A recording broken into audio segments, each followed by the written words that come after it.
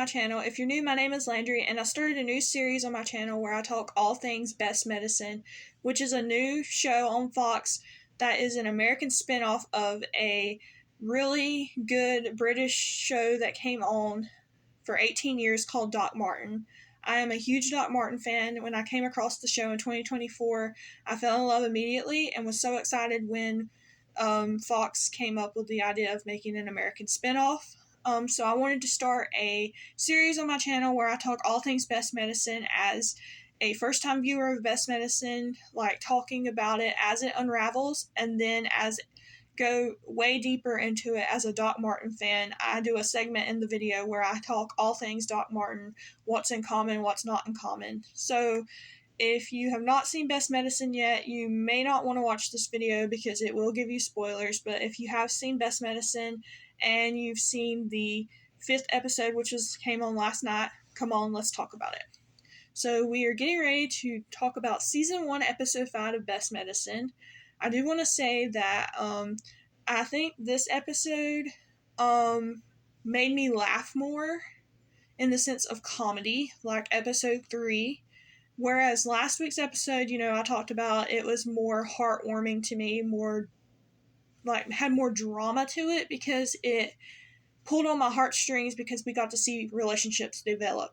Whereas this episode, episode 5, had more comedic stuff to it.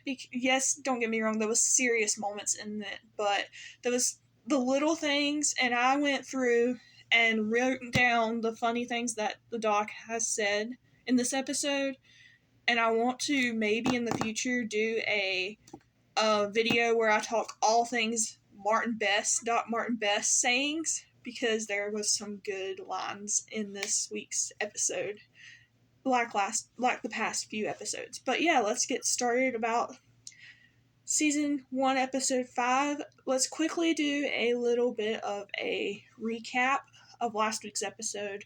Last week's episode was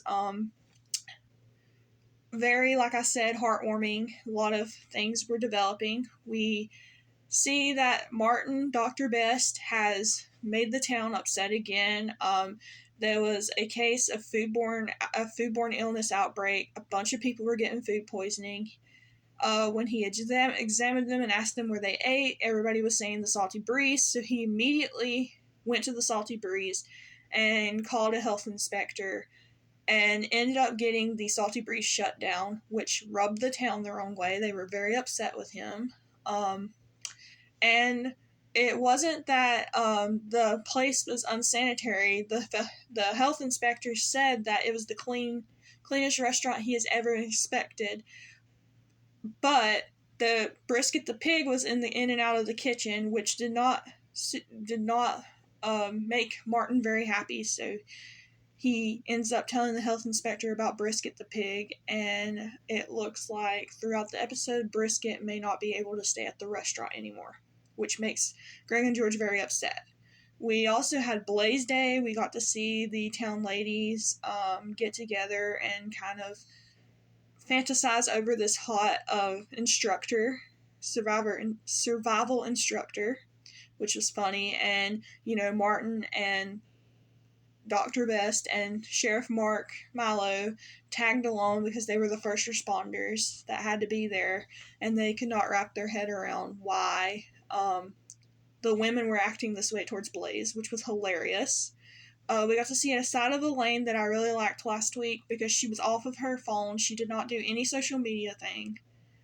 And it was all because she was really upset because her mom was getting married to Dum Dum, which we do find out in the episode that Dum Dum is the principal, which is hilarious because now we see why she is calling him Dum Dum, which makes totally sense in my opinion. We got to see Louisa and Martin, Dr. Best, really have a connection in so many moments. Whenever she first comes to him to fuss at him because he closed down the Salty Breeze, she says, but I was sick last night and I had the bug, but I didn't eat there. And, he immediately has a different side to him where he has more compassion to her than he does any other patient. and there was a moment, and then of course he had to ruin the moment because he's like, I'm going to need a stool sample, which is Martin's demeanor. This is Martin's personality. He doesn't say the right thing at the right time. And then we also saw in the woods, they had a connection until she face planted. He saw blood. He got squeamish. He said the wrong things once again. Basically, he accidentally said that her face was disgusting, which he did not mean. He was talking about the blood, but he doesn't hasn't told anybody about his blood phobia yet, except Elaine in the first episode. And we also got to see a heartwarming moment with him and Elaine opening up to him about how she's not happy that her mom is getting remarried, that she feels like her dad's being replaced. And we got to see a moment where Martin, Dr. Best, is kind of comforting her, being empathetic for her in a way, because he opens up to her about he knows how she's feeling because he lost his sister Rosemary in a car accident. So there was, of course, he still had his his personality, because he said, I wouldn't sit on the floor because there's been a dog running around. And then he kind of cut her off whenever she wanted to know, how do you get through it? And he said, you just got to keep going. Like, he doesn't want these moments to be heartfelt. Like, he doesn't want people to tell that he cares, but at the same time, it's still nice to see that he acts like this. So that was a good touch at the end. And also, we saw that him and Aunt Sarah got into it. Aunt Sarah was really upset with him, and basically told him that maybe he doesn't belong there, which you could tell kind of made him sad that she would say something like that. But in the end, he kind of redeems himself, because they find out that the school was the place causing the foodborne illness, not Salty Breeze. He gets Salty Breeze open back up, and he ends up getting Brisket eligible for being a social pet. I think that's what you call him. Which is funny because you wouldn't think that he cared, but he did make some calls that it could be a social pet. So that's kind of last week's episode in a nutshell. We kind of recapped. Now let's dig into episode 5. So unfortunately, right off the bat, when we get into episode 5, Elaine is back to her old ways. She now has a new talk show called On Sofa So Good, One Couch, Many Stories, which is kind of catchy, but at the same time, I was really disappointed because I thought that maybe she would stay off of it, not be on it as much after she had the heart-to-heart with the doc and she connected with Al more in last week's episode. But no, I guess she's over her mom getting married. It happened, so now she's back to her old self, unfortunately. So right off the bat, we see that she has started this new talk show in the waiting room, and you can tell that Martin, Dr. Best, is not happy. I mean, it was so funny. He storms in, he's like, what on earth is going on? And he turns off the video recording, which was so funny. And then there was a lot of lines in the first scene that cracked me up so much. So the Elaine is talking to Irma, which is a person in the town that is a hairstylist, and she was telling off her thing. And then Martin says, Dr. Best says, do you have any element that needs to be treated? And it was so funny. He skips a beat. He doesn't care what her show is. And Irma says, no, but you could use a trim, which I thought was so funny. He didn't find it funny, and then the whole waiting room starts laughing. And then, of course, Martin doesn't skip a beat. Dr. Best doesn't skip a beat. He says, goodbye, Irma. And please don't come back until you are sick or much more interesting, which I thought was so funny. And then, of course, there was another patient in there because he's like, I want to see my patients. Who is the next patient? And the next patient's like, I've got a story. You'll never guess where I met my wife. And then Martin, Dr. Best, is like, you're right. I never will. And it's like, the two lines immediately cracked me up. Like, the doc is so, what's the word? Not rude and short. But the way he delivers these lines just cracks me up. It's so funny. So we got to see that right off the bat, that Elaine is back to her old ways, unfortunately. Then we immediately cut to the school.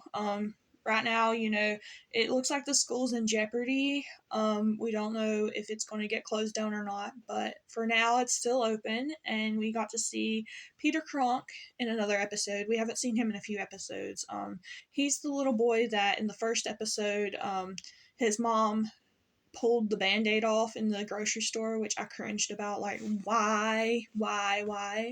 And then in the second episode, he's the kid that says, oh, it's just the brown-tailed moth, and he's an intelligent little kid. Anyway, they're back at the school, and we get to see Peter Kronk, and, he's a smart little kid, and, you can tell he's really into education, and unfortunately, it looks like he's going to be getting bullied a lot because he gets teased at the end whenever it's time for the class to be over, and Louisa can't get the board to work, and Peter's like, I'll help, and then the other kids were like, teacher's pet, so clearly he's having a hard time fitting in, which in a way, he kind of is like Martin, Dr. Best.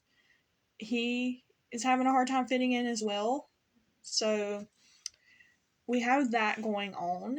And then we immediately learn that what this main episode is going to be evolved around, because we see that there's a person named Joe who is a part of the town, and it looks like he's not doing his usual routines where he's showing up in the town to collect things. We see that he didn't come collect lobster from Aunt Sarah. He didn't come collect food from the Salty Breeze, and it's making the town very concerned. So what do? They immediately go to Martin, Dr. Best. And that was a whole thing too. You know, Martin, Dr. Best, has his own way of doing things, and still it looks like the town wants him to be basically Dr. Reese, which was the old doctor, because they say you're the new Dr. Reese, which they don't understand that Martin, Dr. Best, has his own way of doing things, and it's kind of just, they're clashing because they don't like the way he does things, and then again, they're happy because he fixes the problems, and, it annoys him because they don't accept him for being the new doctor and doing it his way. So immediately we see them storm in, and that was another exchange that cracked me up, where they walk in and they're like, we need to talk to you. It's George, Greg, Bert, and Aunt Sarah are yelling for Martin. They need to talk to him. And Elaine immediately doesn't skip a beat. She says, oh, good. You could be guest on sofa. And the doc cuts her off immediately. He says, so not happening. Last thing I need is a bunch of healthy people around here, which I was laughing. It's so funny. And, she's like, do you even hear yourself? And he's like, that's not what I mean. That's not what I mean. And it was just so funny because it's just the little lines that he says is just so hilarious. And they immediately tell him that they're concerned about Joe, and clearly he doesn't know who Joe is, and he doesn't really care who Joe is because he's like, I don't even know who that is, and good for him. And then George is like, they're trying to explain who Joe is, and George is like, he loves my lobster bisque, and Martin never tried it, seemed heavy, and that made George so upset. He's like, excuse me, what did you say about my lobster bisque? And Greg's like, calm down, it's not what we're here to talk about. It's just so funny. And they're trying to convince him to go see Joe, which clearly he doesn't want to do. He even makes the comment, I'm a doctor, not a social worker. And then Aunt Sarah is like, well, you're in a small town now. And she basically says, she fusses at him and says that she is telling him to go because she says so, and he immediately was like, okay, I'll go, which was so funny because it clearly the only person he listens to is Aunt Sarah, and it takes a lot of her to be like demanding to get him to go. And there was another exchange that cracked me up so much is Bert was like, Joe never showed up, and Martin was like, well, that's why they made phones for, give him a call. And I was like, that is just so funny. Like, once again, the little lines. So they finally convinced Martin to go see Joe, Dr. Best. But he may have made a mistake because they did say there are key things that we need to tell you about Joe. And they're getting ready to talk to him. And he cuts him off. He's like, no. Do you want me to go or not? If so, I don't need to hear. And so he's going without information about Joe, which is probably not good on his part. So we see him going to visit Joe, and it turns out Joe is the person that resets their power grid every year. And Joe lives by himself and he lives alone. He doesn't want to be interacting with the town, which immediately him and Martin, Dr. Best, get along very well because, he's talking about how he finds the town needy and nosy and this and that. And Martin's like, Dr. Best is like, yes, exactly. Like, he's agreeing with him. I think he's like, finally, somebody I can talk to that thinks the same thing I do. And, he even makes the comment, Joe does, I just like to stay here, keep to myself. And Martin, Dr. Best is like, that's the best, that's the smartest thing I've heard all day. So clearly he thinks that he's clicking right away. He's getting along with this person. He's probably thinking, why is everybody making a fuss over this guy? He seems fine to me. So he immediately starts talking to him and he wants to know why Joe quit taking his medicine, trying to find out things about Joe. But of course, he does it the wrong way, kind of, because he clearly Joe is is trying to like have small talk with him, which Dr. Best Martin does not like small talk whatsoever. He just wants to find out what's wrong and be done with it. So Joe is trying to talk to him about his garden and everything, and there was funny lines here and there about Joe was like, would you like some squash? For some reason, I can't ever get rid of it. And Dr. Best says, yes, no, thank you, no. And that's never going to change or something like that, which was so funny. And we know that he doesn't like dirt because Joe tries to offer him a carrot and he's like, no, I don't like dirt and this and that. So Joe is trying to have small talk with him and he doesn't want to. And he finally is like, are you going to take your medicine? And he thinks that he gets Joe convinced to take his medicine, but clearly, no, that's not the case because we'll later learn something. But, so he doesn't catch on that maybe Joe needs to talk to somebody because he's lonely. He immediately stops him and is like, okay, I need to get back to my patients, which then makes Joe upset because clearly him and Dr. Reese had a connection. And Martin, Dr. Best doesn't realize that yet, unfortunately. So he may have just made Joe upset. We later go back to the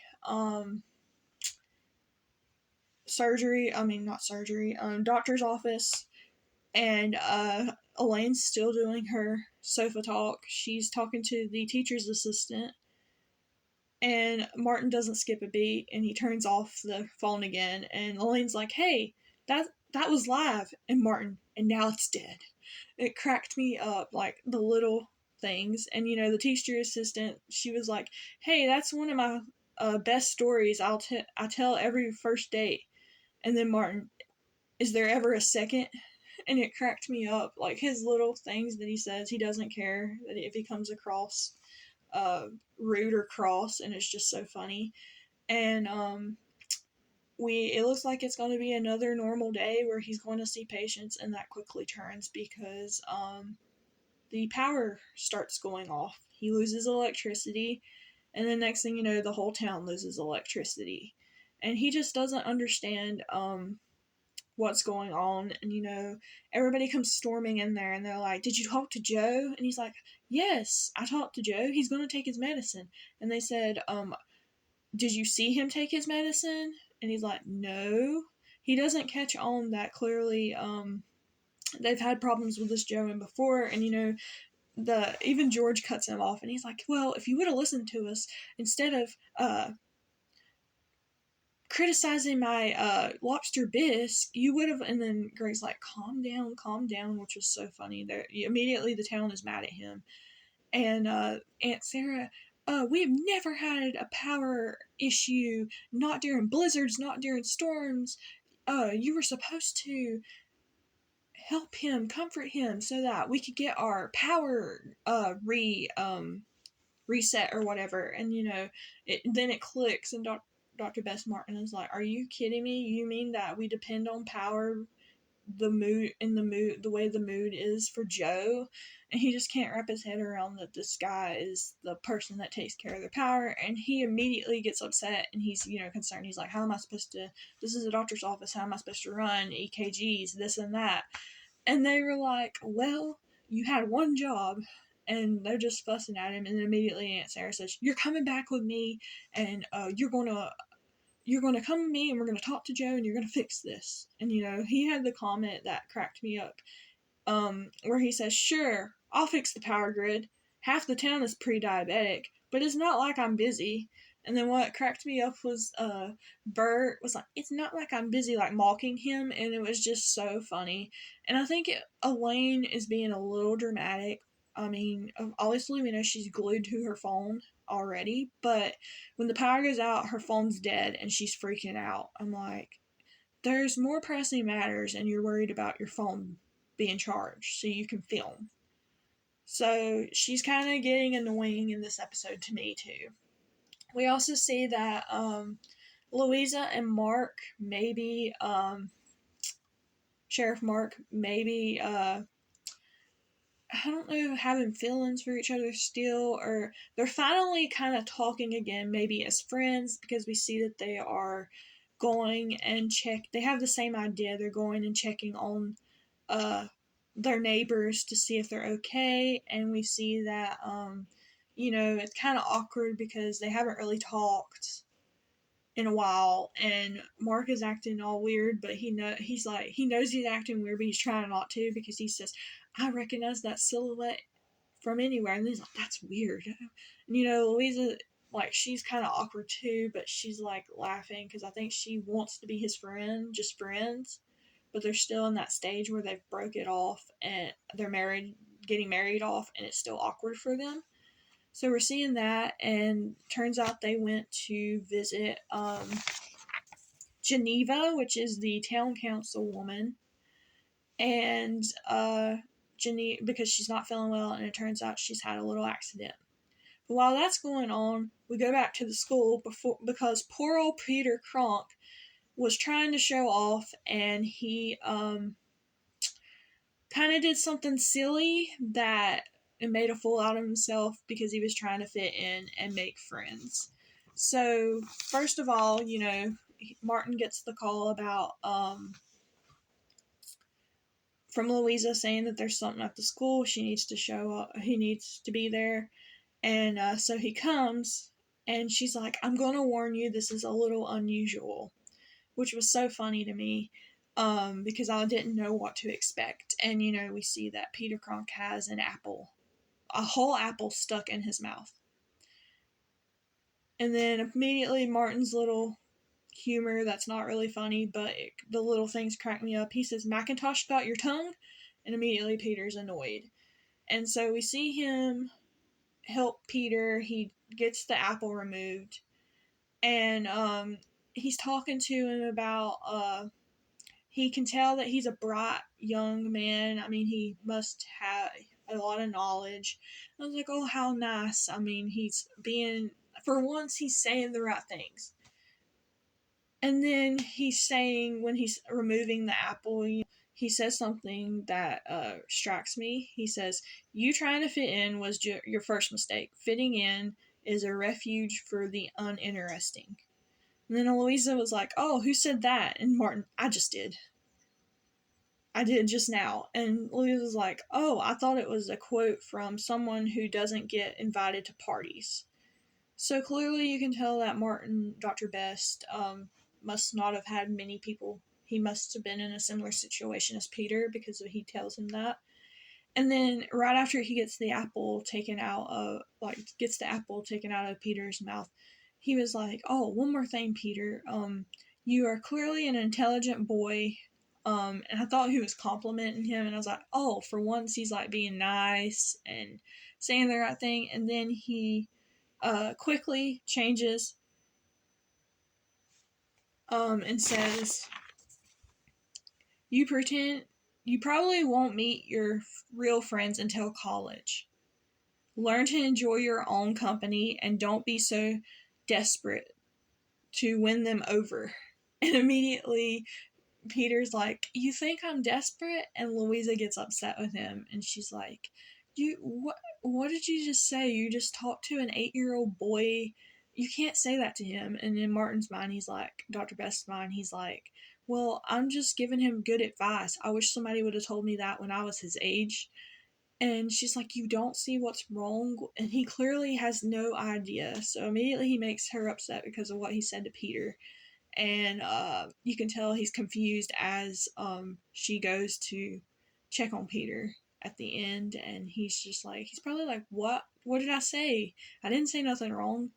And another thing that cracked me up was another thing that he said. He said, This is one of the most unnecessary procedures I've ever had to do," or something like that. And I thought that was funny too, the little lines. So I thought for once he was being nice and considerate because of Peter's age, but clearly he's still the same doc, and he said the wrong thing once again.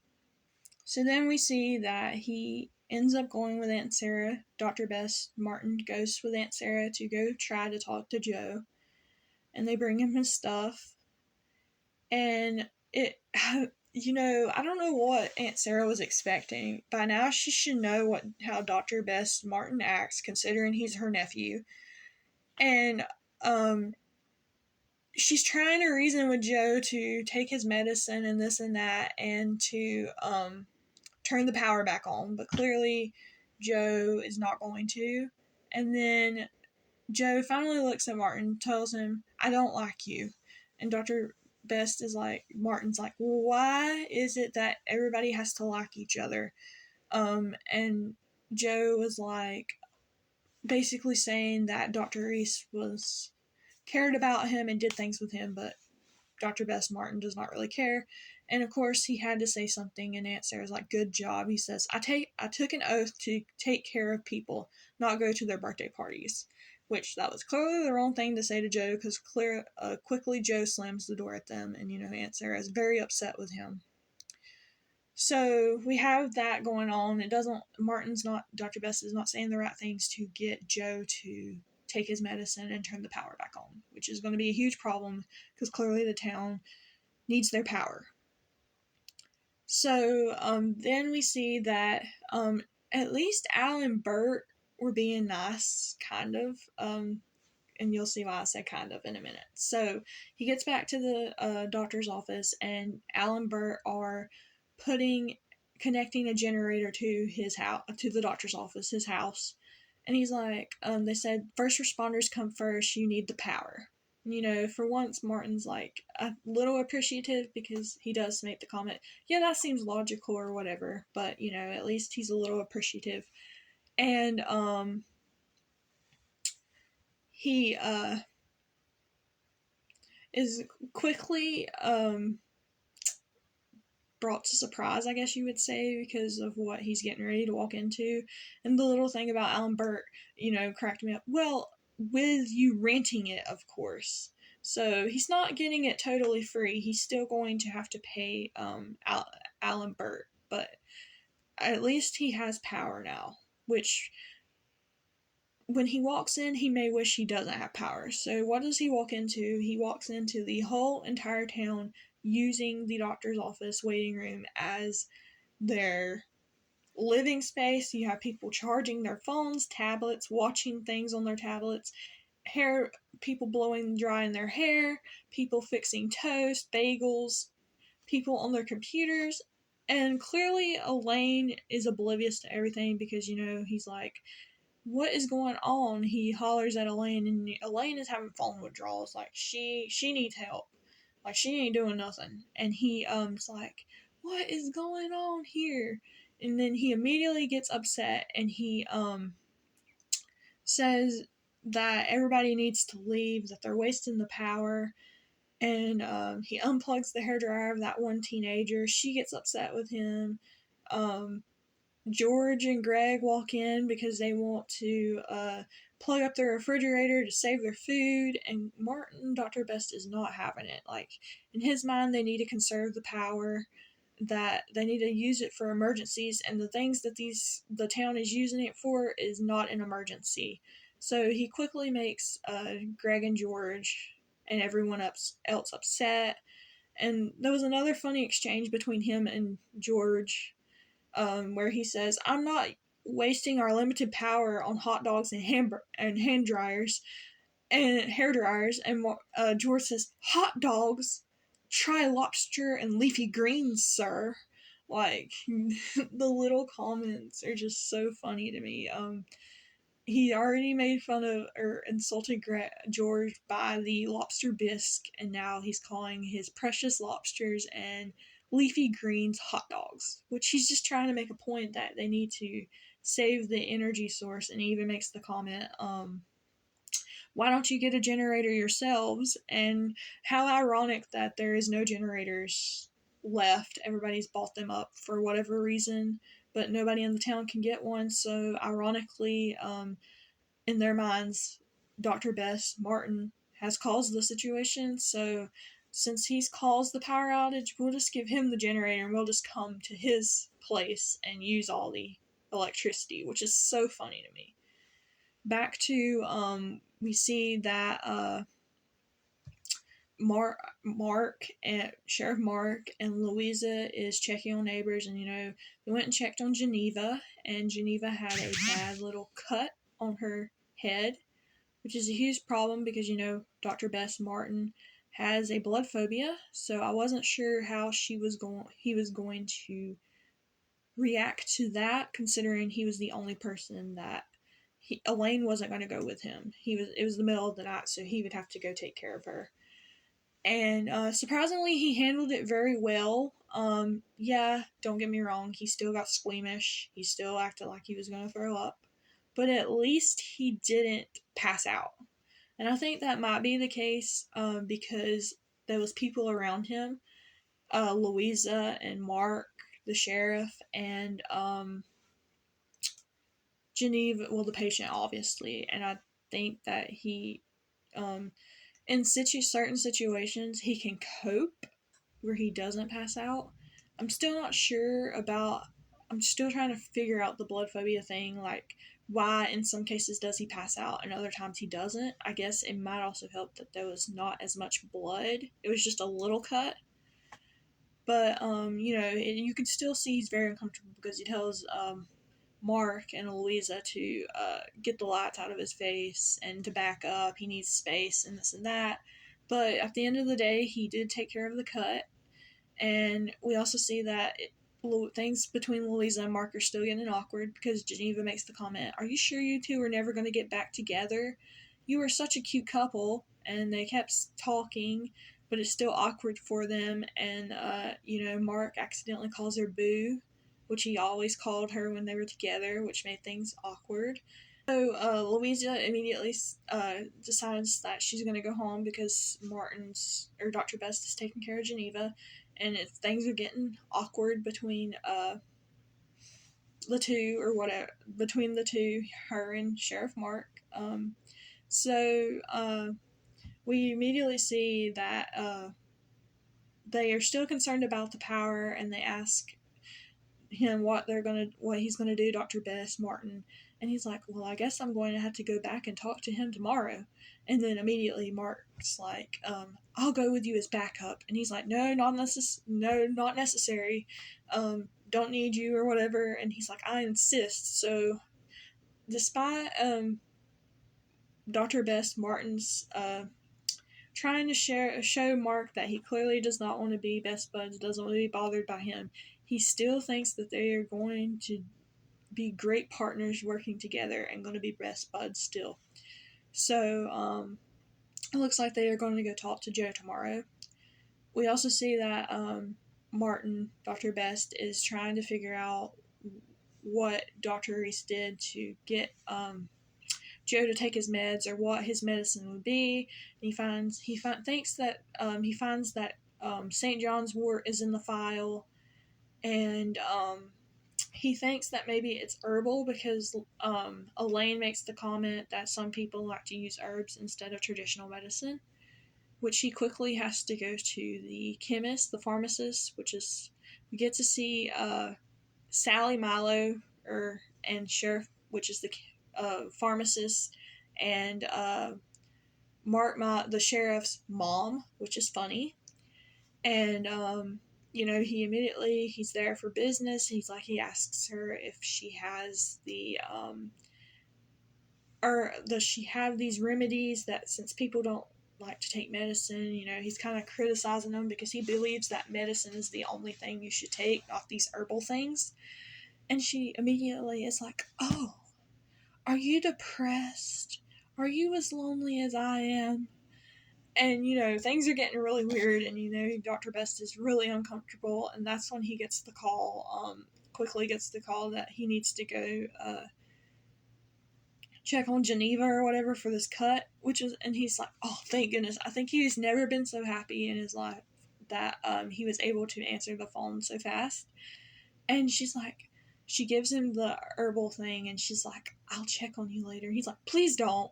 Like, she's kind of flirting with him, and which is so funny. And I'm really wondering, we're not seeing her as much, so we don't really know her character yet. All we know is she is Sheriff Mark's mom, and she is the pharmacist, obviously. So I'm really curious, did something happen to Mark's father? Did he pass away?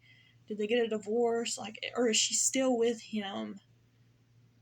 And she's just like flirting, like, because it seems to be a common thing that the women in the town flirt with these people, which is so funny. But I don't know, maybe we'll learn more about her. But clearly, right now, she creeped the doc out and he was ready to leave.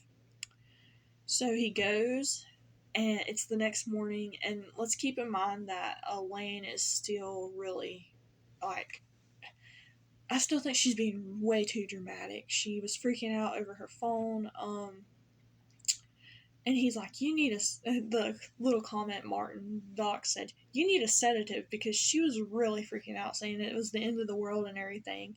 And I think he's ready to quickly get through solve the problem so they can get the power back on, because let's keep in mind that in the middle of the night, people were going in his house to use his electricity. He didn't get a really good night's sleep because, Aunt Sarah was one of the ones that went in there in the middle of the night, and she's using his electricity. She's in the kitchen, and she's using her blender to make a milkshake, and he's upset because she's in there, says it's trespassing, and she doesn't think it's trespassing because she's family, and they just have a little banter back and forth. And, he's like, first of all, he scares her, and she's like, "Why'd you sneak up on me like that?" And he said that one of the funny things is he said that it doesn't take much, that the milkshake would take care of the other half of her, meaning that she's too old to drink milkshakes, which was funny. And then, she was going on and on. She still blames him about the power being out. She was like, "If you would have listened to us, Joe wouldn't have cut the power off." And, they're just going back and forth, and it's just so funny. And, she finally says, "Not everybody's perfect like you, Martin." And she's just like letting him have it. And, he doesn't like skip a beat. He's like, "Okay, thank you for the life lesson. Now get out." And it was just so funny. And another thing is, he thinks somebody has broken into his house, and the first thing he grabs is a shoe to try to attack the intruder. Like, what is a shoe gonna do? Like, come on now. But luckily it's just Aunt Sarah, and he says, "Why don't you do me a favor and save the power by taking do me a favor and stop using my power so that we can save the energy and your arteries," because he's still going on and on about her drinking a milkshake. And so we have people just coming in randomly using his power, which is so funny to me. And then also, he must not lock his doors, because not only did Aunt Sarah get in, but the guy in episode 3 that called him Dr. Downer comes in and is complaining because he stubbed his toe because he tripped in the dark. So the doc is not getting any sleep whatsoever, and people are using his. The town is getting on his last nerves because they are using his power, because he's the only one with electricity. And of course, you have the janitor guy from the school was in his kitchen shaving in his kitchen sink, which was nasty. But clearly, Dr. Best, Martin was not having it. He's like, get out. And the guy doesn't see why. He's like, thanks to you, I'm not cleanly shaven. And I'm like, you were shaving in his kitchen sink. Yeah, that's nasty. But clearly, Martin is ready to resolve things to get the power back on as quickly as possible because the town is using his house as their own and it is driving him insane, as you can tell. So it's the next morning, and Martin, Mark, Martin and Mark, Dr. Best and Sheriff Mark are going to go talk to Joe.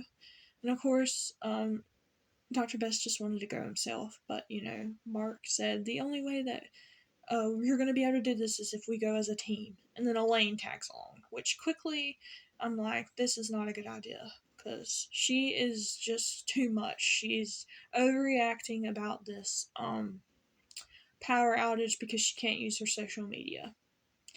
And so they go to talk, and I thought everything was going well. I mean, he has the St. John's wort, the thing. He thinks that if he gives that to Joe, that problems will be solved, but quickly learns that is not the case. So he tries to give him the herbal thing, and he doesn't know what it is. Joe doesn't know what it is. He's like, "You mean Dr. Reese has never prescribed you?" And the funny thing is, Joe called him a Dumbledore, which was funny. He's like, I don't know what you're talking about, Dumbledore. So clearly, it looks like that what Dr. Best thought was an easy solution was not whatsoever. That there must be more to it because it was not a simple give him this herbal thing and call it a day. Seems like there is more to it. So it's not going as smooth as they think. And I gotta give it to the sheriff for once. He was trying to resolve and try to fix the situation because he is really talking to Joe and he's like, "Don't I think that your garden is missing you, buddy, and the carrots miss you." And Martin's like, "What are you even talking about?" But I think he was even trying to talk Joe into taking his medicine. And then, of course, Elaine had to ruin it because she gets on the speaker and she immediately was like, you need to do it, or I'm going to do things that you're going to regret." And I was like, oh, great. So Elaine didn't help the situation whatsoever, and they're back to square one because he immediately tells them to go away. So in Elaine's eyes, she's being selfish, and she doesn't think that she did anything wrong. So we have that, which, shocker, shocker, Elaine always acts like this. And so Martin's like, well, Dr. Best is like, the only thing I can do is go back into his files and dig. And then we have an epiphany moment where, thanks to the town visiting for once, he figures it out. So Geneva, who he saved who had the cut on her head the other night, brought him an apple crumble cake as a thank you. He was annoyed at first because her and Elaine are talking, and Elaine is being like, in this town, people are nice to one another, and if you do something for somebody, they tend to do this as a thank you. And he's just annoyed. He's trying to figure out this problem, and he's annoyed that they're even talking. But then he makes the comment, I know, I get it. You reap what you sow. And he keeps saying it, and they're confused. But then it comes to a realization that maybe the St. John's wort was a literal thing, like you go and buy plants, go buy the St. John's wort plants. And there was an epiphany moment because he turns around and looks at Geneva and says, "Thank you." And then he says, "And you're welcome." So at least he did thank them for once, like they helped him solve this in a way, but he still is the same same self, because he was like, I don't eat sweets. But at least he turned around and said thank you. So he goes and gets plants now, and he goes and visits Joe. And, I found it funny. Joe's like, "What are you doing here?" And he's like, "To be honest, I have no idea, but I brought these, and, you can tell it's killing him." He's like, "I brought these for you as a gift." And he, and Martin, Dr. Best sighs, he thinks that, oh, I'm going to get off easy. I'm going to hand him the plants. He's going to accept him. He'll take his medicine, and this whole situation will be over. Not the case. So he gives Joe the plants, and he says, "Okay, come on. We're going to plant them together." And the look on Martin's face, he's like, "What? What? I didn't agree to this." So they start planting the flowers together. And, it was so funny. He asks Joe, Martin, Dr. Best asks Joe for a pair of gloves, and he's like, "Oh, me and Dr. Reese didn't believe in gloves." And he's like, "Oh, yeah, true, sure." Getting hands dirty is the best option or whatever. And it was so ironic that Joe gave him the manure. He's like, "Okay, you can be in charge of the cow manure." That was just so funny. Good comedic part of the episode. So they're planting together, and it's so funny. You have Joe just talking to Martin, Dr. Best, letting him know how he became the electrician. It was because of his dad. At his young age, his dad was immediately quizzing him because his dad expected him to follow in his footsteps. And Martin makes the comment, "Sounds very annoying," or something like that. And immediately the comedic part was he says it and he wipes his face and he gets cow manure in his mouth. And I was like, that is so funny. Like, that was an unnecessary comment. So because you said an unnecessary comment, you got an unnecessary action happen to you. You now have cow manure in your mouth because you said that, which was just so funny. It just adds to the comedy. And then we learn that Martin opens up about his dad. We learn that he did not really have a relationship with his dad. His dad is a doctor too, but wasn't really around, so therefore they didn't really have a bond, so to speak. So he did open up to Joe, but didn't really share much. So we do learn that maybe that it sounds like his dad and him didn't really have a relationship. So that'll be interesting to see throughout the episodes. And while all of this is going on, the town is feeling sorry. Aunt Sarah goes to check on Greg and George at the Salty Breeze because of the power, and everybody's like down because they have no power, they're losing food, and this and that. And Aunt Sarah turns it around and says, "Well, why don't we have a potluck where we all bring our favorite dish and come together as a community?" So even you can tell that in this close knit town, despite there ever being difficult situations, they come together. They know how to come together as a town and kind of cheer everybody up. And then, Greg and George wasn't into it at first, and then George kind of gets into it because he's like, "Yeah, and I'll bring out the karaoke machine. It's battery operated." So it looks like the town is going to come together and make the best out of things despite having no power. So we do see that as Martin is fixing the issue of trying to get Joe to take his medicine. So after all of the planting and everything, Martin's having enough, Dr. Best is having enough, and he finally looks at Joe and he says, "Okay, now will you take your medicine? We need to have a serious talk." And he's like, "Yeah, okay, I'll take my medicine." And he takes his medicine in front of him. And Martin is so confused. He's like, "You mean that's all you needed all this time?" And Joe was like, "Well, yeah, I don't trust people. I have a hard time trusting people." It kind of made Martin, Dr. Best, a little annoyed, but at the same time, it's like, sometimes there's this one person that really needs, that extra, support. Like, if maybe he was lonely and he just needs that one person to talk to every now and then. And it sounds like that was Dr. Reese.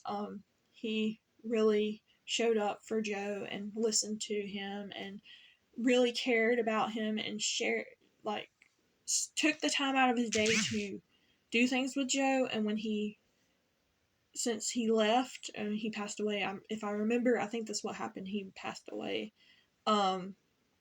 clearly, it kind of hurt Joe, and Joe was looking for that one person to be Dr. Reese, and he was hoping for Martin to be Dr. Reese, but quickly learns that Martin is not like Dr. Reese. But maybe now, I highly doubt it, but maybe now that Dr. Best Martin knows Joe's situation, maybe he will not make the same mistake as he did before.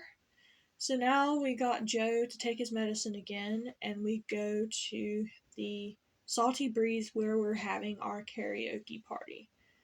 Um, and George can sing. He was having the time of his life, and it sounded like he must be the only one that really likes karaoke because at the end of his song, he was going to go again.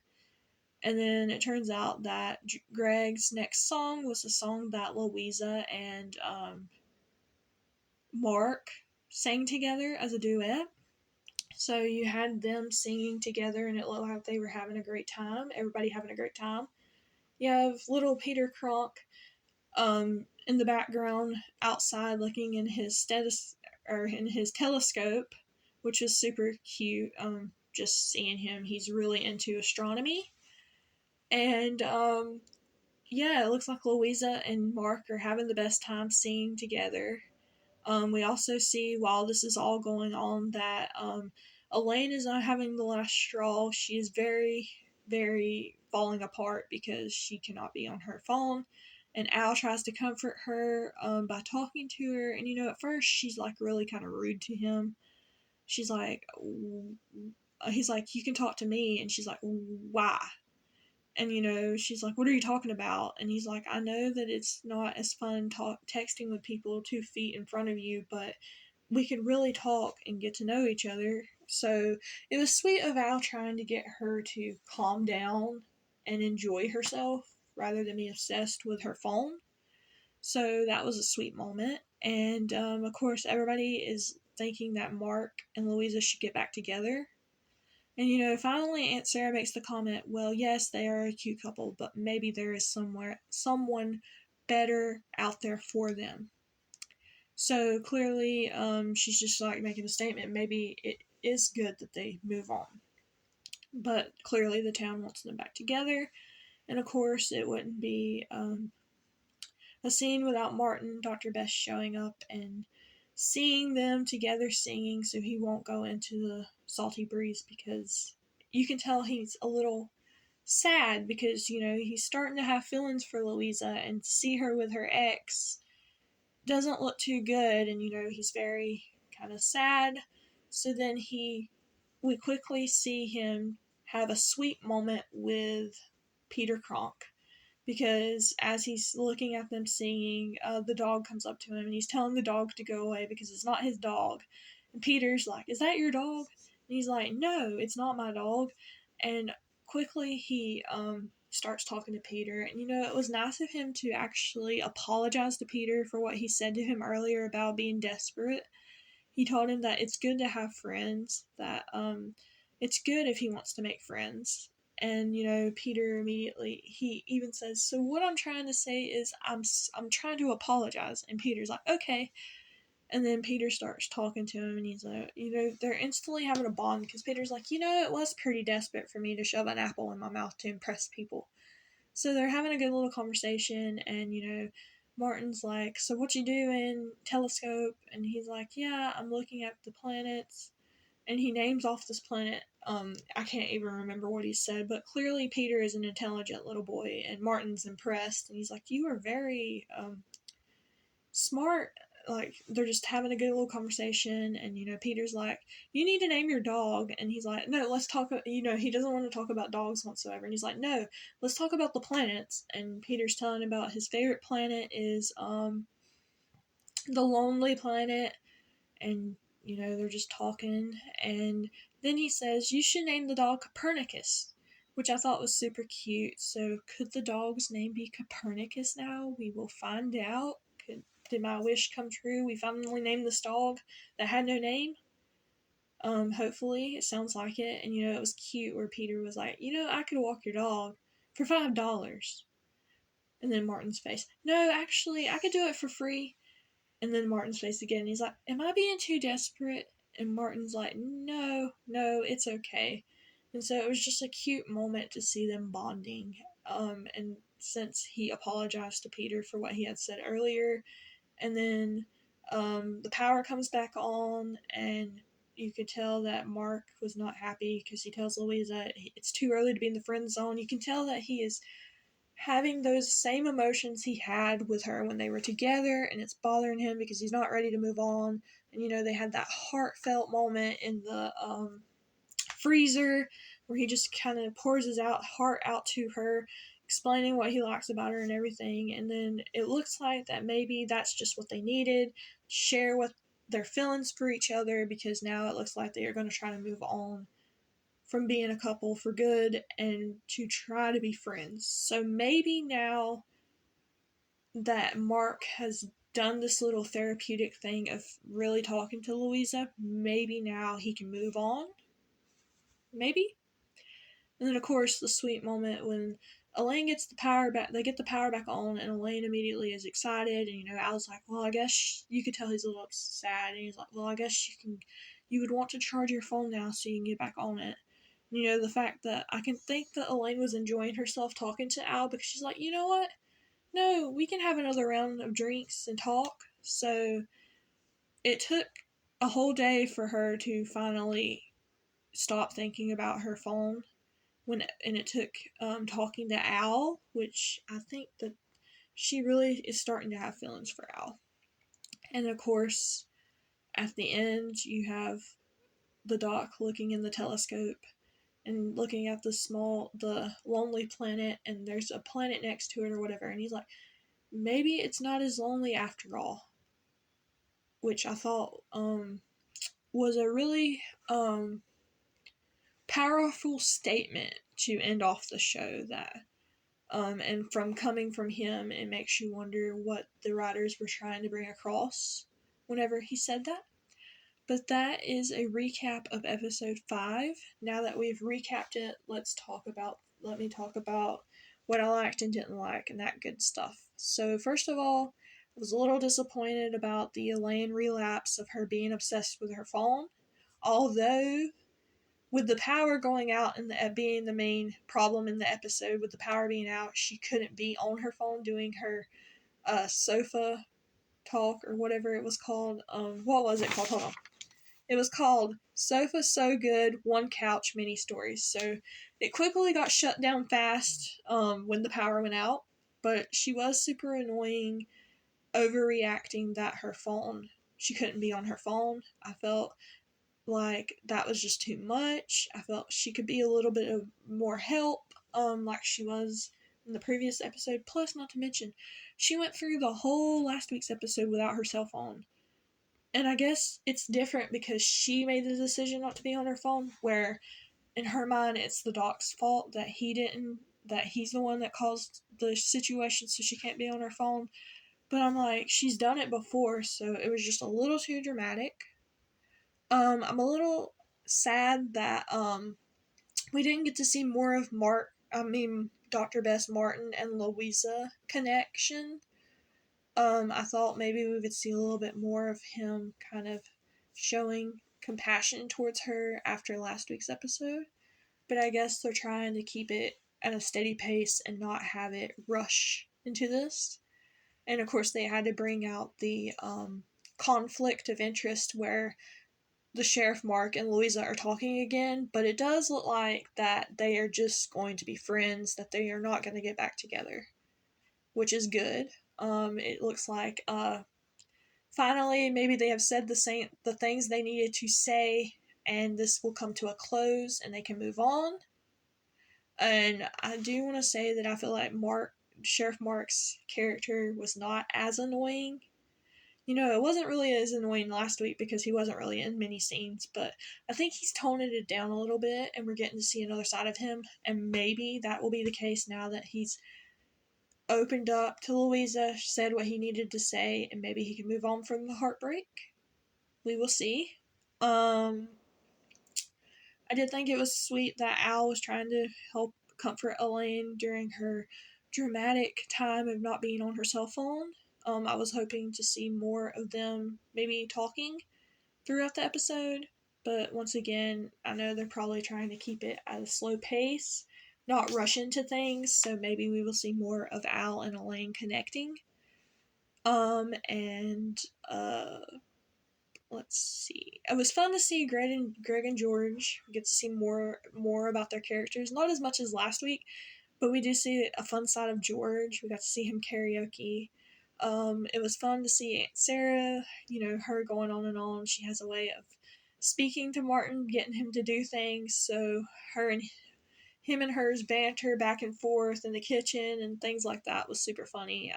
I love her character. I love Annie Potts. And I think I have pretty much covered all the things that I think. Oh, we didn't see Brisket the pig this week, which is a little sad in the way. I have my feelings about Brisket the pig. I really like that new pet aspect character, but I guess because of the whole situation last week, and it's a social pet now, I get social animal. I guess emotional support animal. That's what I was looking for. That's the word I was looking for. Um, Obviously the stipulations were it can no longer be in the restaurant, in the kitchen. So I guess they are listening because we saw the restaurant in several scenes and did not see Brisket. So I guess everything's okay there. Um, and I do want to say that I was excited about the dog getting a name now. Well, hopefully that'll be its name. That little Peter Kronk named it Copernicus, which I think is a super cute name, and we finally have a name for him. It took 5 episodes, but finally, the cute little doggy that is becoming the Doc's part of the Doc's life, whether he likes it or not, has a name.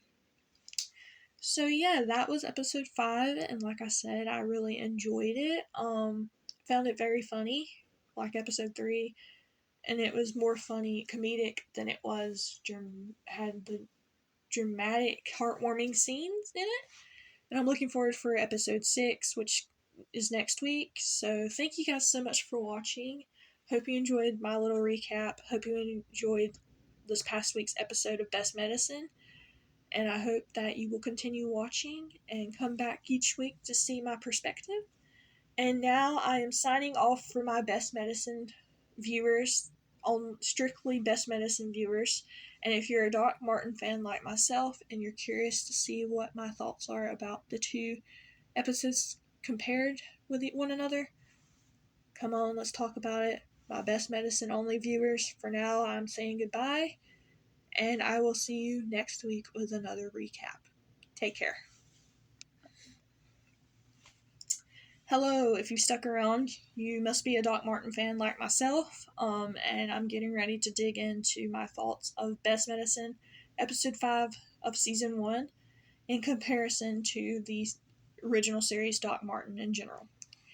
I do want to say that at first, when we started the episode, I was afraid that it was going to be a little too much of a copycat, but slowly, as we unraveled the episode, that was not the case. So if you're wondering what I'm talking about, in this week's episode, the main conflict of interest was the power electrician, Joe, who lives away from the town to himself and comes in once a year to reset the power grid. And he has to be on medication. He was off his medication, and immediately the town went running to Dr. Best, or Martin, to go visit him and try to get him back on his medicine. And it turns out that he is somebody that doesn't like to be a part of the town. He lives to himself, and he finds the town a little bit too much nosy, and quickly the Doc and him finds a little bit of common ground with him, thinking the same thing. And I think he thinks that finally he's met somebody that has the same opinions as he does. And then he quickly offends Joe because he tries to get him back on his medicine, and that's not how it works, because clearly Joe's used to Dr. Reese, the previous doctor, spending time with him, which clearly Dr. Best Martin is not a fan of doing. So therefore, that causes the power to go out. This is similar to Doc Martin, the original, because if you remember, we go all the way to Series 1, Episode 5, where we meet Stuart, the park ranger. He and Joe are similar in ways where he also has these delusional problems, like depression, anxiety kind of things, because Stuart had an imaginary squirrel, and in both situations the Martins didn't know how to deal with the situations. Martin Elliam, Doc Martin in the original, thought it was silly to give unnecessary prescriptions.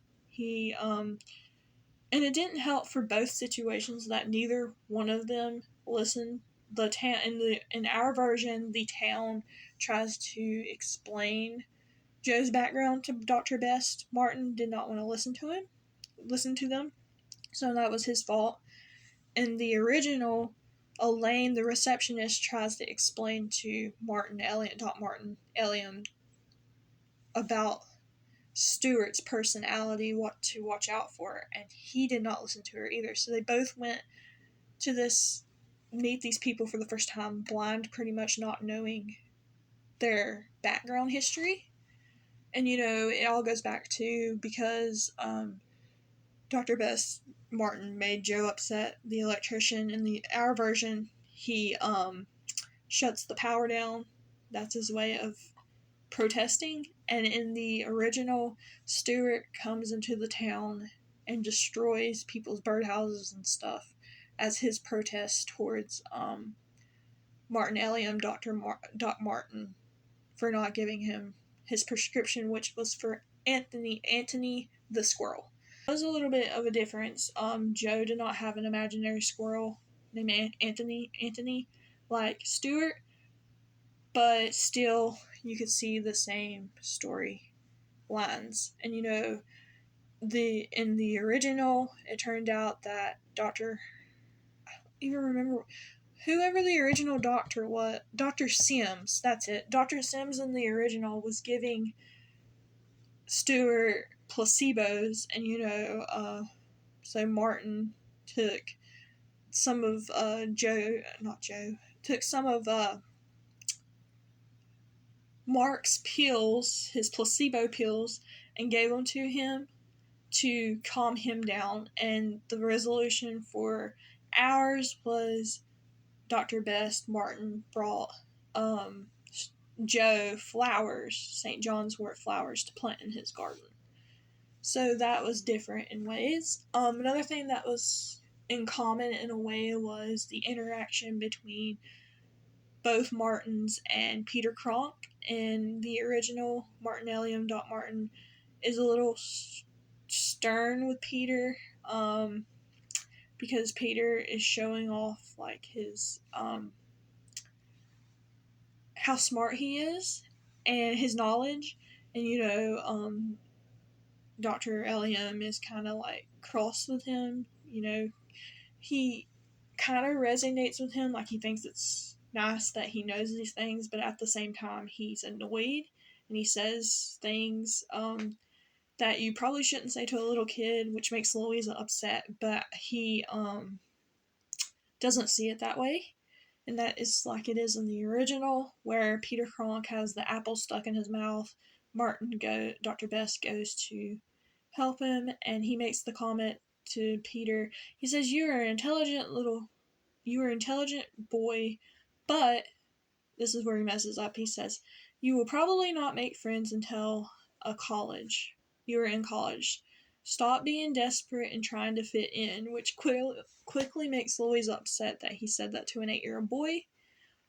And you see that in our version, that in the end he does kind of apologize to Peter, and he kind of gets connected with Peter through looking in the telescope.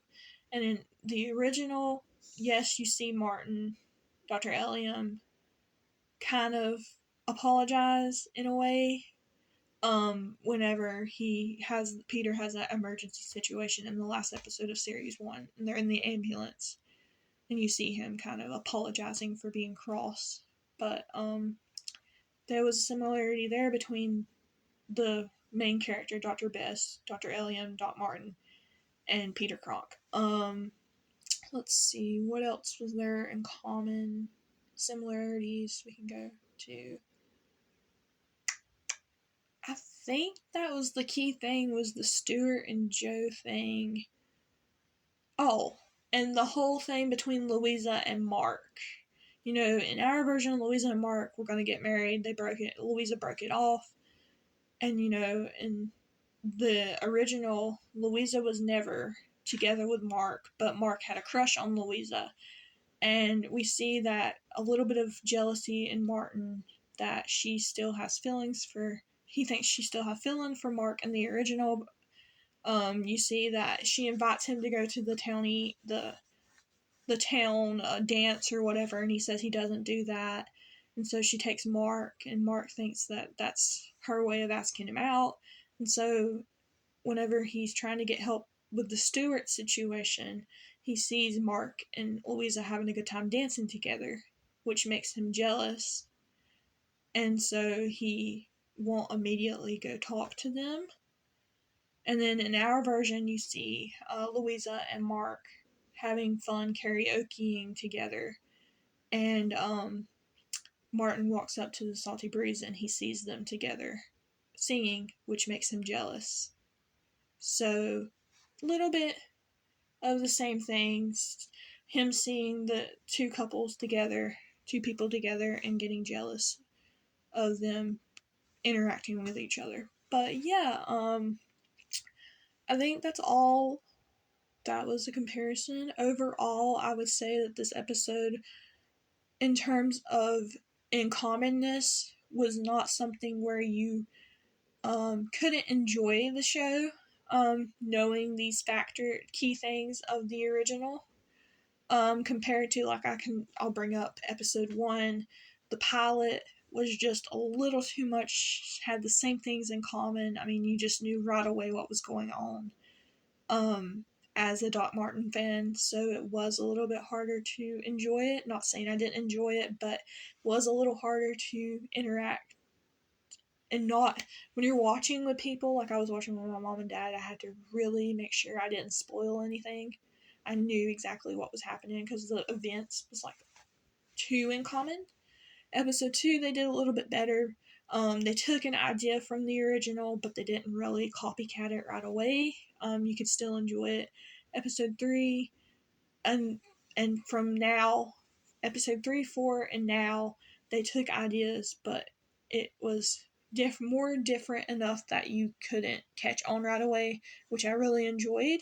So I'm curious to see, as we move on throughout this season of Best Medicine, what they are going to take ideas from in the original, and if it's going to be noticeable for us Doc Martin fans. Like I said, really enjoyed this week's episode, and with that being said, knowing the background of the Stewart situation and from the original and all that, I still think that this episode was different enough that I didn't know what was going on.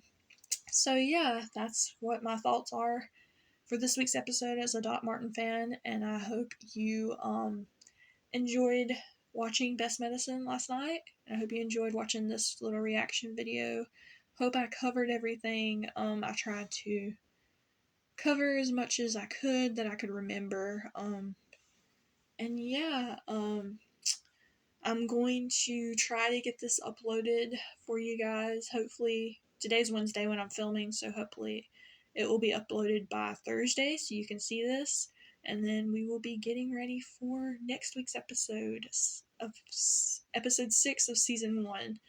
And I'm just so excited that we are quickly getting, I know for a fact there's going to be 13 episodes in this season, which is far more than what we would get as a Doc Martin fan for the original. I mean, 6 episodes was the typical, and you were lucky if you got more than 8. So it's nice to have more episodes to look forward to, and I'm excited. I found out for sure that episode 9 is the episode that Martin Clunes will be cameoing as Dr. Best's father. A little bit about that. If you watch my previous clips of me reacting to Best Medicine with my Best Medicine folks, I made the comment that Dr. Best brought up his dad in a conversation with Joe, and a little insight I didn't share with them, but I know for a fact that Martin Clunes is going to be playing Dr. Robert Best, his father. So I'm really looking forward to seeing him coming up in the next couple of weeks. It'll be March 17th, I think, is the date that episode will air. So I'm looking forward to that. And if you follow any of the actors and actresses on social media that are in the show, Abigail Spencer, who plays Louisa, is posting a lot on behind the scene things on Instagram and Threads, their version of Twitter.